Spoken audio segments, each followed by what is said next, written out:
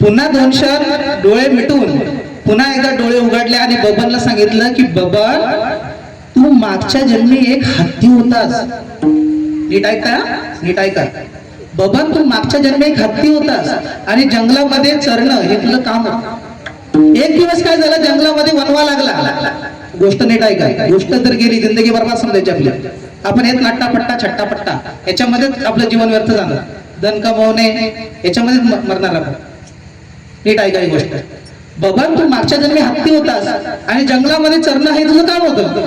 परंतु एक दिवस काय झालं, जंगलामध्ये वनवा लागला आणि वनवा लागल्यावर सगळे जी जनावर आहेत, हरण, रानडुकरं, हत्ती, घोडे, सगळे जे रोही सगळेच पळायला लागले. तू सुद्धा पळायला लागलास. आणि पळता पळता काय झालं, तुझ्या पायामध्ये लाकडाचा एक खुंट गेला. लाकडाचा एक खुंट.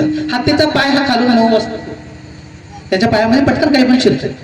ते खुंट तुझ्या पायामध्ये गेल्यामुळे तू एका झाडाखाली थांबलास आणि तुम्ही ते पाय असं वर उचलला.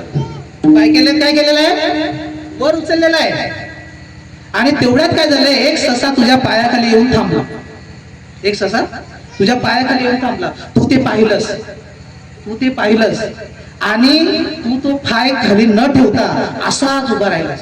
कारण तुला त्या सश्याचा जीव घ्यायचा नसतो. बघा, हत्तीच्या मनामध्ये बुद्धी आलेली. हत्ती कोण आहे, मागच्या जन्मीचा बबन. नीट लक्षात येतं तुमच्या. बघा, थोडीशी जरी गल्लत झाली की गोष्ट गेली.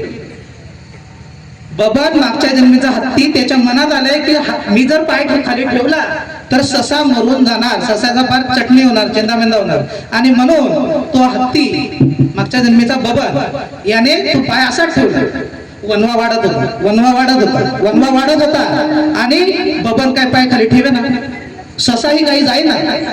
बबन 10-15 मिनिटं तसंच राहिला. शेवटी त्याला दाह जाणवायला लागला. आगीचा दाह, वनव्याचा दाह जाणवायला लागला.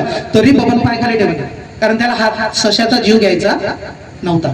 पण जसा दाह वाढला आणि तो सशाला लागायला लागला तसा ससा पळाला आणि बबनने खाली पाय ठेवण्याचा प्रयत्न केला. परंतु बबनचा पाय आखडल्यामुळे बबन जागीच, म्हणजे तो हत्ती हा जागीच खाली पडला आणि वनवा त्या हत्तीच्या अंगावर शिरला आणि हत्ती दाहाने, आगीने जळून जाण्याचा वेळ आली. आणि मरताना सुद्धा बबन, तू हत्ती असताना तुझ्या मनामध्ये संतोष होता, तुझ्या मनामध्ये संतोष होता आणि म्हणून आज तू माणूस झालेला आहेस. विठ्ठल.